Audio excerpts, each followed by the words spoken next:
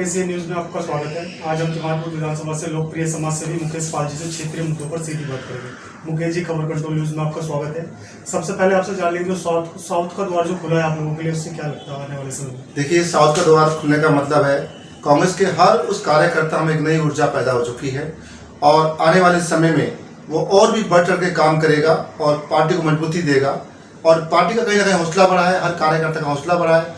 और अब हम अगर सही मायने में देखा जाए तो हम जो देख रहे हैं, हमारे जो प्रधानमंत्री के रूप में आप कांग्रेस के किसी भी व्यक्ति को देख रहे हैं और आने वाला जो प्रधानमंत्री को कांग्रेस पार्टी से ही होगा।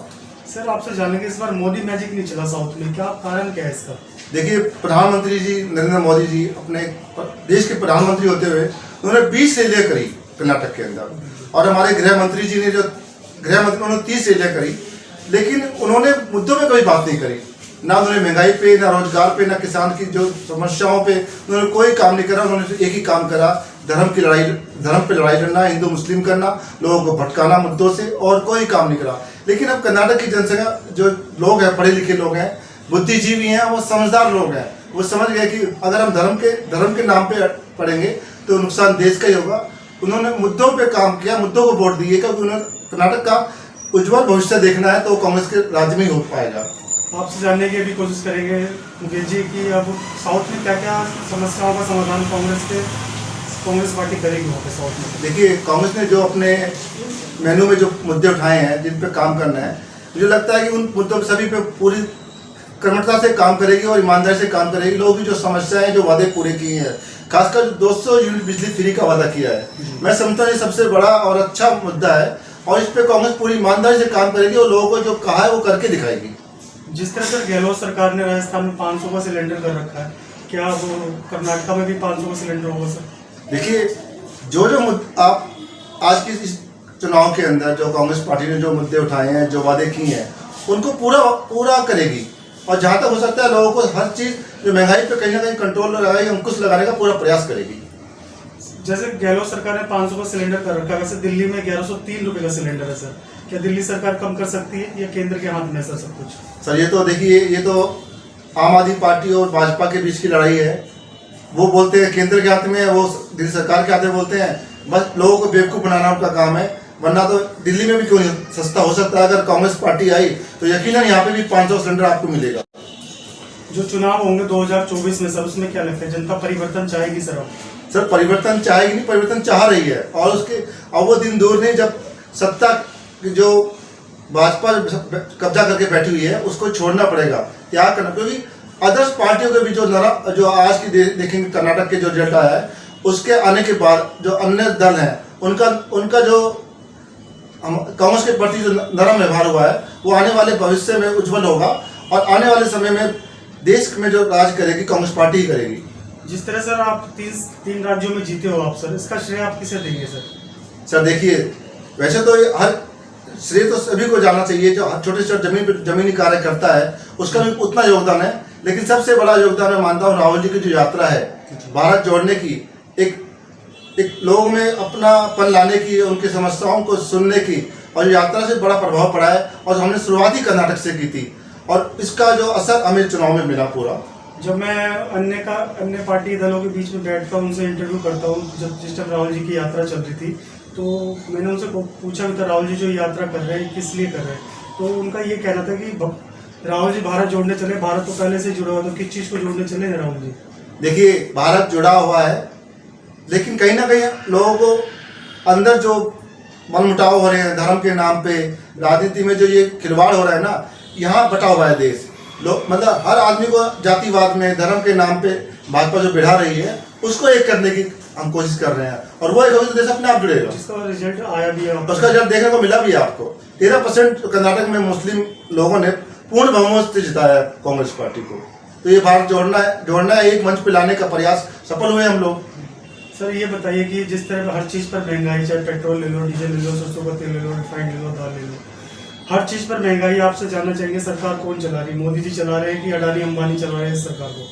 देखिए, ये तो बहुत ही अच्छा मुद्दा आपने उठाया है मेरे दोस्त। देश को अडानी अंबानी चला रहे हैं, मोदी नहीं चला रहा। मोदी जी नहीं चला रहे, इसको अडानी अंबानी ही चला रहे हैं, क्योंकि सब कुछ तो उनके पास है। पूरा सिस्टम, रेलवे ले लो आप, मैन्युफैक्चरिंग ले लो, ऑयल ले लो, रिफाइनरी ले लो, सब तो अडानी अंबानी के पास है। उनकी मनमर्जी है, वो कुछ भी रेट ले तो लोगों को भुगतना है और भाजपा को पेट भरना है नोटों से, और वही हो रहा है। आप देखिए, राहुल जी ने कहा था ना 20,000 का सवाल था, आज तक उसका जवाब नहीं मिल पाया। 20,000 किसके थे वो? तो ये कहीं ना कहीं देश को अडानी अंबानी चला रहे हैं, और अडानी अंबानी का ही देश है। अडानी का मुद्दा जब जब उठता है प्रधानमंत्री जी चुप्पी साध देते हैं सर, क्या कारण है? मेरे ख्याल से जब से हमने राहुल जी ने ये मुद्दा उठाया है, कांग्रेस पार्टी ने उठाया है, अभी तक भाजपा के किसी भी उच्च स्तरीय नेता ने या मोदी जी ने इसका कोई जवाब नहीं दिया, ना कोई कॉन्फ्रेंस की है, ना प्रेस को बुलाया, आज तक कोई जवाब नहीं मिला। इस पर एकदम चुप्पी साधे बैठे हैं, मौन धारण किए हुए हैं, जैसे उन्हें पता ही नहीं है, क्योंकि उनकी अपनी ही ये देन है अडानी अंबानी की, और उसी को फल फूल रहे हैं और उसको फल फूलने का मौका दे रहे हैं, हर चीज़ उसके हवाले कर रहे हैं। तो ये कहीं ना कहीं मिली भगत है इन लोगों की। क्या सर लगता है देश को पढ़ा लिखा और शिक्षित प्रधानमंत्री चाहिए, तभी देश उन्नति कर सकता है?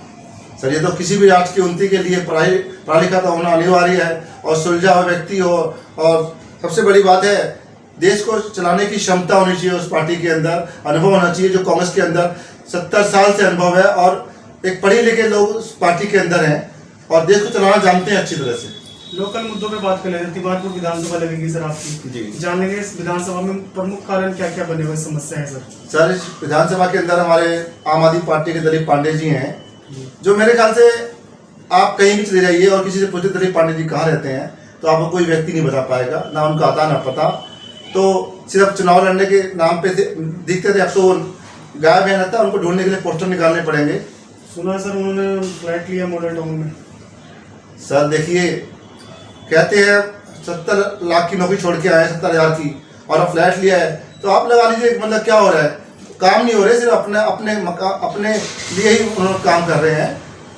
जैसे सर शराब घोटाले को लेकर मनीष सिसोदिया जी को जेल भेज दिया गया है सर, हजारों करोड़ों का घोटाला हो रहा है। वहीं सीएम की बात कर ले तो 45 करोड़ 70 लाख रुपए उन्होंने उसमें लगा दिए अपनी मकान की डेकोरेशन के लिए। क्या लगता है जनता का जो टैक्स का पैसा उसका दुरुपयोग किया जा रहा है? सर, ये वही केजरीवाल जी हैं जो एक हवाई चप्पल पहन के और रेनॉल्ट का पैन लेके कहते थे और एक छोटी सी गाड़ी में घूमते थे कि मुझे सत्ता में आने के बाद मैं इन चीज़ों का उपयोग नहीं करूंगा। और आज देखिए, पूरा तिलसिम खोला हुआ इन्होंने, 45 करोड़ रुपया अपने मकान पे लगा दिया है। पब्लिक के लिए पैसा नहीं है और फंड नहीं है, और आज अपने लिए इतना महल खड़ा कर लिया है। तो कहीं ना कहीं राजनीति में आने के बाद उन्हें भी सत्ता जो भोगी होते हैं उसका उन्हें भी असर हो चुका है, और वो सत्ता भोगी हो चुके हैं पूरे। उन्हें जनता से कोई मतलब नहीं, रोजगार के लिए, पढ़ाई लिखाई के लिए उन्हें कोई फर्क नहीं पड़ता, सिर्फ सत्ता लोभी है, उन्हें सत्ता चाहिए किसी भी प्रकार मिले बस। 8 लाख रुपए के तो पर्दे लगाए रिमोट वाले सर। सर, मैं कह रहा 45 करोड़ रुपए खर्चे हैं सर। और ये शराब घोटाले से जो इनका उठा है उसमें जो मनीष सिसोदिया अंदर है वो एक सच्चाई है, क्योंकि इस शराब घोटाले से जो उन्होंने पैसा कमाया है, इस पर खाई है, उससे पंजाब में चुनाव लड़ा इन्होंने। ये हर आदमी जानता है, बच्चा जानता है, और पब्लिक जान गई है। अब आम आदमी पार्टी का ग्राफ भी डाउन फ्लो है, देख लीजिए आने वाले समय में इनको भी दिल्ली से बाहर किया जाएगा। जिस तरह इनका ग्राफ डाउन होता जा रहा है, कांग्रेस का ग्राफ बढ़ता चला जा रहा है सर। क्या लगता है आने वाले समय में कांग्रेस राज होगा दिल्ली में? सर, क्यों नहीं, क्योंकि आम आदमी पार्टी ने कहीं ना कहीं कांग्रेस को नुकसान पहुंचाकर ही ये ऊपर आई है। उनका अपना तो कोई वोट बैंक, लोगों को बरगला के, लोगों को फुसला के, फ्री करके, झूठे वादे करके, उन्होंने जो झूठी कस्में खा के लोगों को बहकावे में आ गए हैं। लेकिन अब लोग फिर समझदार हो गए हैं, लोग फिर बैक आएंगे और कांग्रेस को सपोर्ट करेंगे, और फिर एक बार सत्ता में काबिज होगी कांग्रेस, पूर्ण रूप से बहुमत लाएंगे हम लोग। सर, पार्टी आपको मौका दे विधानसभा चुनाव लड़ने के लिए, तो आपका प्रयास रहेगा सर? सर, पार्टी मुझे कहीं भी कोई भी अगर जिम्मेवारी देगी तो मैं उसको दिल और जान और अपनी मेहनत से पूरा निभाऊंगा, और उस जो भी कार्य मुझे देगी, कोई भी जिम्मेवारी देगी कांग्रेस पार्टी, मैं उसको निभाऊंगा तन मन धन से। तो बिना प्रतिनिधि आप जनता के बीच जाके क्या क्या काम कर रहे हैं सर? सर, मैं अभी भी लोगों की जो अपना वृद्धा पेंशन है और लोगों के आधार कार्ड वगैरह, पैन कार्ड वगैरह, उनके जो छोटे छोटे काम है राशन कार्ड का, उनके उस कार्य को हम कराने में पूरा अपना प्लान देते हैं। अंत में सर आपसे जानेंगे, महिला खिलाड़ी को जो पीड़ित किया गया है सर, इस पर आप क्या कहना चाहिए? सर, मोदी जी कहते थे बेटी बचाओ बेटी लाओ, कहाँ गया उनका वो नारा? हमारे देश की जो बच्चियां गोल्ड मेडल लाती थी, आज वो अपने हक के लिए लड़ाई लड़ रही हैं, उन्हें अपमानित होना पड़ रहा है। ये देश की संस्कृति पे बहुत ही घिनौना धब्बा है कि हम अपनी बेटियों को न्याय नहीं दिला पा रहे, और जो मुजरिम है उसको हम सपोर्ट कर रहे हैं। ये भाजपा की नाकामी है, और मैं कहता हूँ कि इस मुद्दे को मोदी जी को उठाना चाहिए और उन बच्चों को न्याय दिलाना चाहिए। और हम कांग्रेस पार्टी हम पूरा समर्थन करते हैं और उन बच्चों को न्याय दिलाने में अपनी पूरी अहम भूमिका निभाएंगे। 24 के लिए अंत में क्या मैसेज देंगे मुकेश जी? सर देखिए, 24 का तो लोकसभा आने वाला है और मैं यही कहूँगा कि देशवासियों, अगर देश को बचाना है और बिकने से बचाना है तो बस आपको कांग्रेस को लाना है और एक बार मौका दीजिए, कांग्रेस को लाइए और देश बचाइए। बहुत बहुत धन्यवाद सर मुकेश जी, आपने धन्यवाद आपका भी। बात की sir. Thank you sir. Okay.